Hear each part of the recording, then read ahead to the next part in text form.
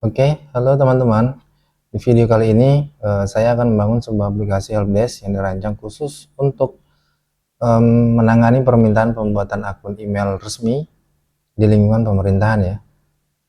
Kemudian oleh karena itu pada tutorial ini saya akan membuat sistem helpdesk tersebut berbasis website yang memiliki beberapa fitur. Yang pertama adalah sistem login tentunya dan registrasi untuk OPD agar dapat melakukan registrasi akun dan pengecekan tiketnya.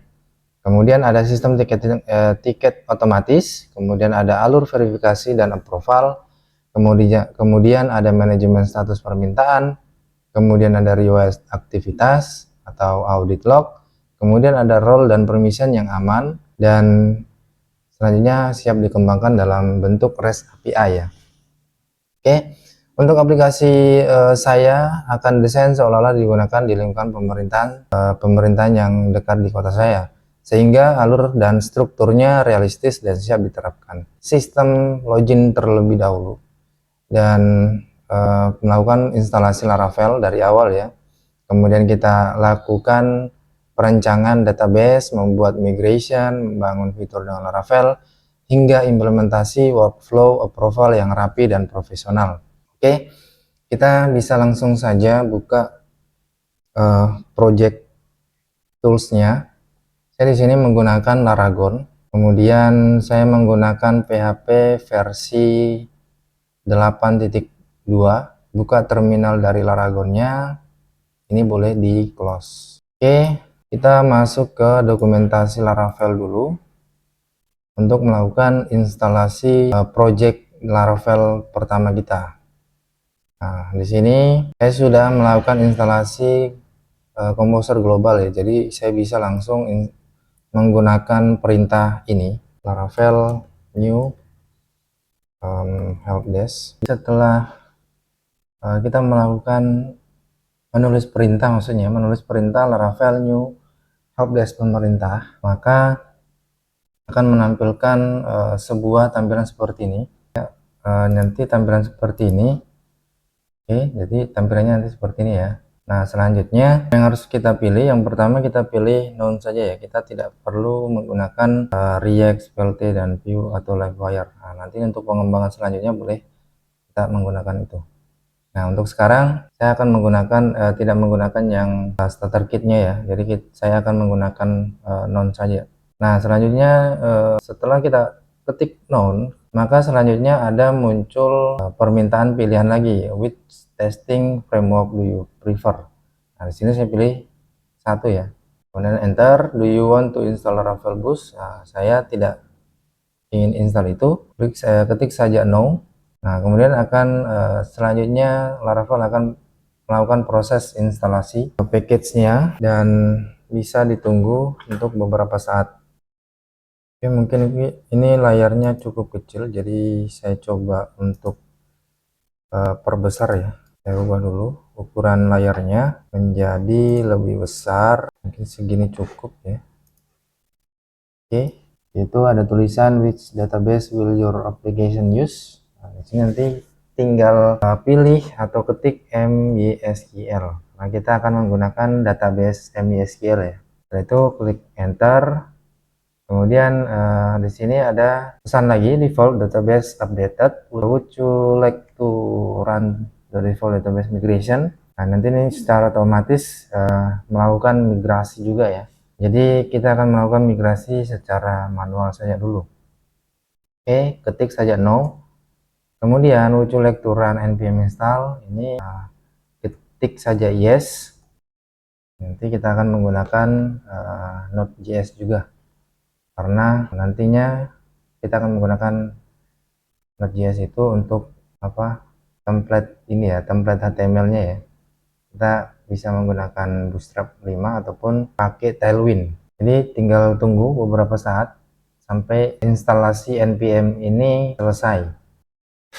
Oke, proses instalasi npm sudah selesai, maka selanjutnya masuk ke direktori project yang sudah kita buat tadi adalah helpdesk pemerintah ya. Di sini ada tulisan helpdesk pemerintah, ini nama project kita. Jadi kita bisa masuk ke sana dengan menggunakan perintah cd ya. Ketik saja cd helpdesk kemudian pemerintahan, help desk, pemerintahan seperti ini.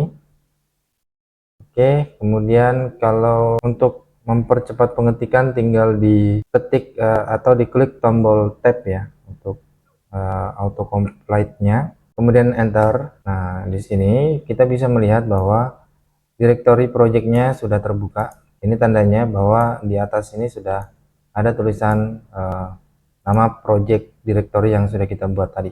Oke, selanjutnya kita akan buka projectnya di Visual Studio Code. Bisa melalui terminal ini juga, tinggal melakukan perintah berikut, yaitu kode spasi titik, kemudian enter. Maka secara otomatis akan terbuka jendela baru dari Visual Studio Code-nya. Nah, ini adalah struktur di folder project kita. Nah, yang pertama yang harus kita lakukan adalah melakukan konfigurasi database yang ada di dalam file .env, yaitu berada pada di bawah sini. Itu adalah .env ya. Ini diklik saja, kemudian di sini kita akan merubah beberapa, yaitu di sini ada helpdesk pemerintahan, itu nama database yang sudah kita buat tadi melalui perintah tadi, itu secara otomatis di sini akan terisi juga. Oke, jadi seperti ini untuk tampilan awalnya. Ini sudah sesuai ya, jadi kalau database connectionnya sudah mengarah ke MySQL maksud saya, dan nama databasenya sudah seperti ini, atau kita bisa sesuaikan dengan nama database yang ingin kita tuliskan secara mandiri, itu boleh juga. Jadi kalau sudah seperti ini, tinggal kita close, kemudian kita coba untuk running project kita ya. Kita running melalui terminal juga. Di sini kita bisa ketikkan HP Artisan Serve ya. Seperti ini untuk merunning project Laravel-nya. Kemudian di sini ada link yang muncul. Ini bisa kita copy ya. Ini kita copy, ditekan Ctrl C saja. Kemudian kita buka browsernya. Saya di sini akan menggunakan browser Firefox. Ini cukup stabil dipakai. Kemudian paste ke sini, kemudian enter.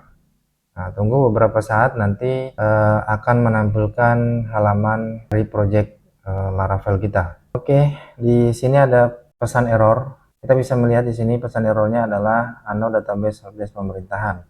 Nah, jadi kita harus melakukan migrasi terlebih dahulu sebelum merunning projectnya sebenarnya. Nah, jadi kalau sudah tampilannya seperti ini, berarti project kita sudah bisa di running. Oke, jadi langkah selanjutnya di sini tinggal kita tekan Ctrl C saja untuk memberhentikan di server lokal dari project kita, dari project Laravel. Kemudian untuk melakukan migrasi, kita ketikkan php artisan migrate seperti ini ya. Nah, di sini ada pesan, kita ketikkan saja yes. Nah, ini nanti secara otomatis dia akan buat database dan tabelnya juga. Oke, jadi kalau muncul seperti ini berarti sudah berhasil. Nah, kemudian kita running untuk server PHP-nya, server Laravel-nya dengan perintah yang tadi, yaitu php artisan serve. Oke, kemudian ini sudah selesai, sudah running ya maksudnya. Kemudian di sini tinggal di refresh saja. Nah, di sini project Laravel-nya sudah berhasil terbuka di browser saya.